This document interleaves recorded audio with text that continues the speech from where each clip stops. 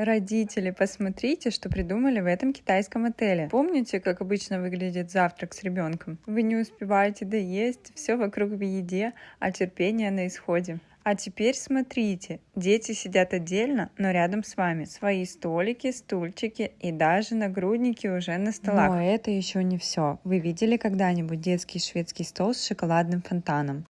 На шведском столе 5-6 блюд. Китайцы любители жирного и жареного, поэтому здесь можно было всегда найти куриный попкорн. Иногда обычный попкорн. Кстати, вкусные пончики. Более привычная нам овсянка и макароны в томатном соусе. А если вам нужен обед или ужин, то на втором этаже есть специальное детское кафе. Также здесь можно заказать еду прямо в номер. Фото-меню прикрепляют для вас. В общем, задумка со шведским столом классная, и в те дни, когда мы брали сына с собой на завтрак, не возникало никаких проблем. Сохраняйте название отеля, если планируете отпуск с детьми.